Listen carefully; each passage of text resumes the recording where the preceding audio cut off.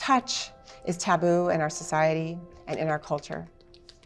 So we learn an attitude that we internalize from a very young age. Look, don't touch. Look with your eyes, not your hands. And as we grow up, those thoughts are really embedded deeply within us, and we have to do a lot of work to kind of unlearn, relearn, recenter, and then apply the norms that we feel right about, that do fit us as deafblind people, because hearing-sighted norms do not.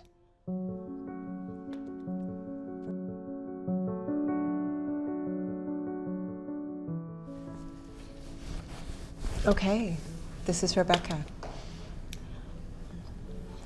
First of all, I would like to thank you both sincerely for coming and sharing your time with me today. Today I will be learning a whole new language. All the people I will be interviewing are deafblind. It encapsulates Protactile. The voices you hear are interpreters. It is so rich and comes with so much more. And so this is a story that may unfold in an unfamiliar way. These are the creators and teachers of Protactile, or PT, and they will be taking us inside their world, a world experienced and expressed wholly through touch. Our biggest organ is our skin, so why don't we use it? We're really touching something. What is its texture? What is its temperature? What is its shape? Deafblind people typically get information last. How do we know that people even are around us? We don't, if they don't touch us. Historically, deafblind people have had to rely on others, interpreters and support service providers. They have traditionally communicated with American Sign Language, or ASL, or tactile sign language. But Protactile is completely different from anything that's come before it. It is a language created by the deafblind for the deafblind. Having agency is at the center of Protactile. It allows for direct contact with people in their environment without someone in between. Protactile fosters group communication, deeper connection, and community. I'm Rebecca Alexander, and I have Usher syndrome. Usher syndrome is a rare genetic condition that is the leading cause of progressive combined deafness and blindness in the US and around the world. Needless to say, I have a vested interest in learning this new language. Protactile began in 2007, and like all languages, it has its own grammar and syntax. It's communicated with the hands and articulated in contact space, using the arms, shoulders, back, and legs. This padding here is called back channeling, the equivalent of nodding, a way of indicating I am following. Protactile can also provide background information like how many people are in the room, whether they're sitting, standing, or even what's on the television in the waiting room of a doctor's office.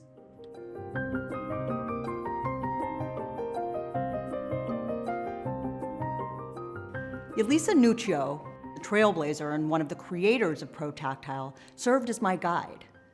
So I'm going to use our legs, and first of all, check in with you, Rebecca, to make sure that you're comfortable. Are you comfortable with how we're arranged? Yes. Okay, so our torsos are a little far away, so we want to be close like this because we're going to be using our torsos and our arms and our legs when we're talking in PT. Okay, so we're going to really just focus on what we're feeling between the two of us. You try to feel me as much as you can, Rebecca, okay? Don't worry about leaning back and trying to see, okay? Just really try to feel my language because that's what I'm expressing is all through touch. Yelisa was born in Croatia, the only deafblind person in her family. She did not have language until her family moved to the US and she learned American Sign Language. She received a master's degree in public health and in 2007 became the first ever deafblind director of the Deafblind Institute in Seattle. Historically, it's been run by hearing-sighted folks. But when I got in as director, we switched to a new model. We couldn't afford a huge budget for interpreters. So we had lots of different programs and projects that we were running, and we thought, well, we're going to do this ourselves. This works. We said, we're not going to be using the hearing-sighted norms here. We're not going to be abiding by deaf norms either. And people said, well, then what are we going to do? Because we hadn't been in communication directly historically. and we established a PT zone, first and foremost there. When we said anyone who comes into this space is not to be speaking in English. So there's no auditory communication here. And there's no visual ASL happening either. Instead, when you come in, what you need to do is walk up to us and touch us. As Protactile developed and its benefits became clear, Yelisa went on to create Tactile Communications, a learning and education center for deafblind people. She also trains interpreters at the Protactile House, the first and only of its kind in the world, housed in Monmouth, Oregon, near Western Oregon University. Protactile language has been researched since 2010, and there are many, many rules, and these aren't arbitrary rules. These are rules that have arisen organically within the language. If you think about how a person may tactily access ASL, well, it's akin to lip reading in that we would be missing 70% of the information because there's no contact with our bodies. Everything is up in airspace. 70%. Imagine receiving only 1/3 of what someone is trying to convey to you. So instead, what we use in Protactile is a four-handed grammar. We're articulating onto the body of our interlocutor. And now, more and more Protactile words are coming into their own. We're not borrowing ASL words as much as we did in the beginning. ASL signs derive from a visual environment, and we want to be articulating what we're feeling. How something feels is very different than how something looks. So for example, ASL sign for dog, there's two different signs. First, dog, like scratching the ear. Second is dog. Protactile sign for dog is this.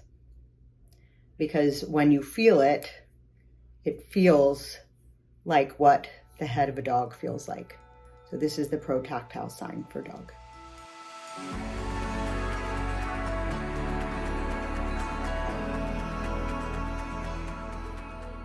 Yelisa works closely with Haley Broadway and Roberto Cabrera. We sat in a circle to have this discussion. Protactile is especially groundbreaking because it allows deafblind people the opportunity to communicate in a group. The way that we're set up here in this Protactile three-way allows us all to know not only that we're all three in conversation with one another, but also where we each are in space and what each of us is experiencing at the same time, that we're all sharing at the knees. Not the eyes and the face, which is hallmark of ASL, but the knees and the hands and the legs. Haley and her brother both have Usher syndrome and were raised by hearing parents who learned how to sign to communicate with them. She is a Protactile instructor for deafblind children and their families. Roberto is third-generation deafblind and a vocational rehabilitation counselor and teacher for people who are deaf and deafblind. The way we're arranged is so that we can share information. We can have a natural, organic conversation. That's why we're established the way we are.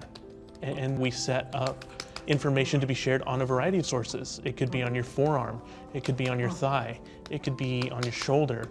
It really depends on how you want to express the information being shared and reciprocate that.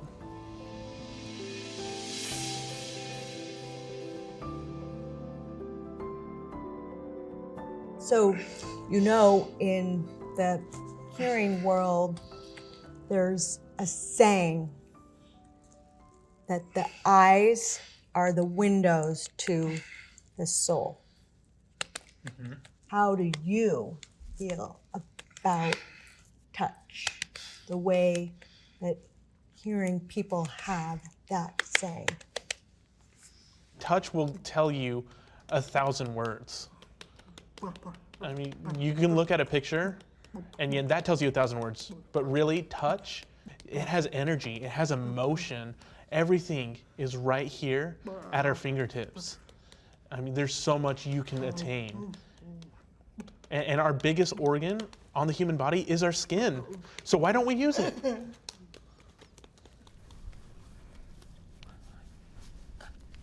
Well, a hug is a way to come together and really feel warmth from another human being.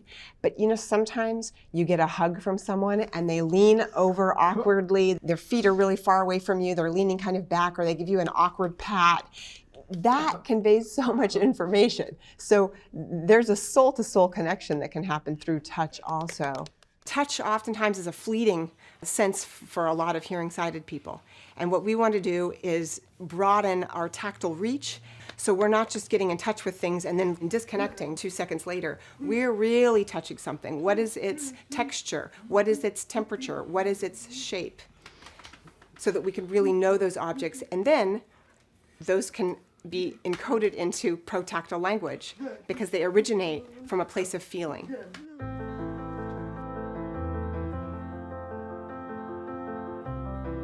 Protactile is more than just a language. It's a philosophy and a movement. The antidote to what deafblind historian, scholar, and poet John Lee Clark has termed distancism. How do we know that people even are around us? We don't if they don't touch us, because everything is designed for visual and auditory modes. And that is distantism at its finest. John Lee Clark talks about autonomy in that distantism context. He said, for many, many years, deafblind people were raised with a lack of autonomy because anytime they were in a family environment, going to the doctor, or going into school environments, things were done for us. And what that did was prevented us from getting firsthand experiences and figuring out our own sense of embodied experience in the world. For example, if we're going to touch this pillow, we're going to do it together. I'm not going to grab it and then hand it to you. You are going to be reaching with me in co-presence. Co-presence is an important concept in protactile movement because we have power imbalances that occur if we're not in touch and sharing information directly. People will sometimes do things for us and then say, here you go, I'm behaving in a way that's empowering. But you know what, we don't need you to empower us, we have power. And of course, people, they're not sure where to start with touching. Most people feel very nervous about this, but they can start with our shoulders. It's a very simple and safe place that is appropriate to touch. And just that one small cue is the first step away from distantism.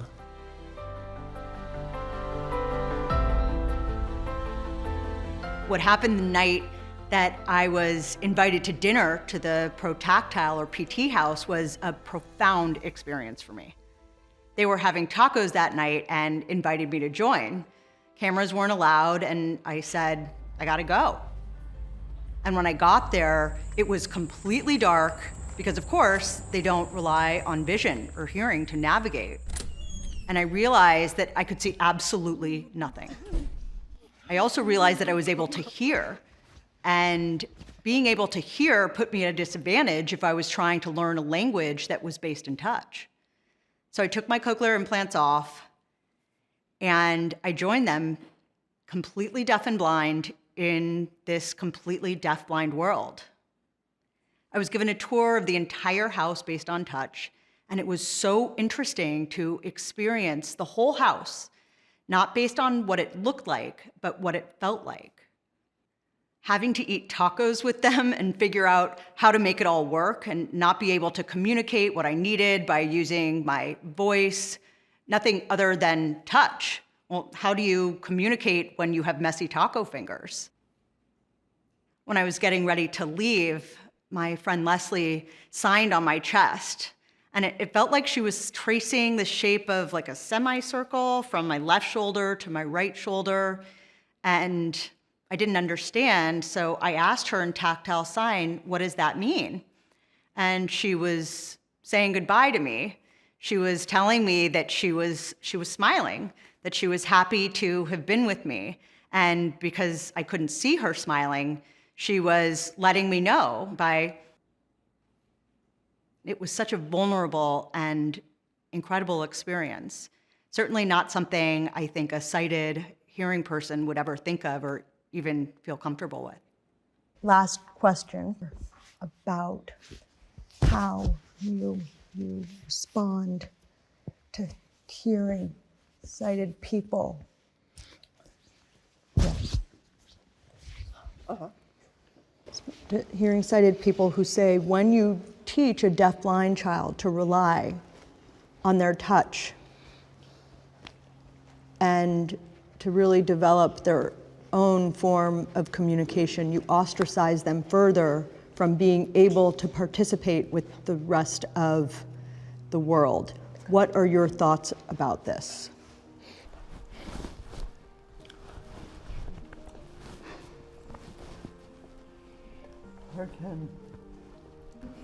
So I think the key here isn't just to think about that children need Protactile. It's that anyone in our world who wants to interact with people who are deafblind need Protactile.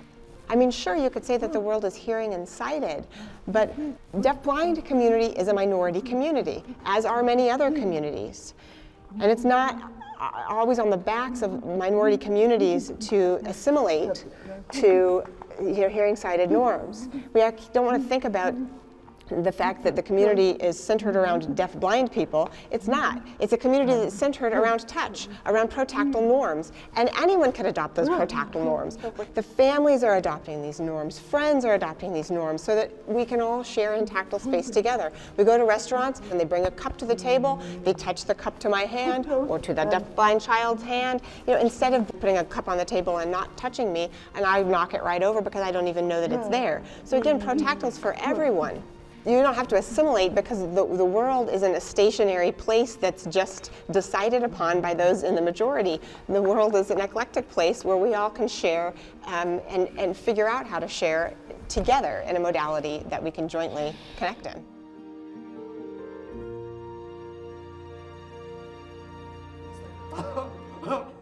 Everybody loves doing it. Yeah, Okay, now hit it. Get it. Sleep.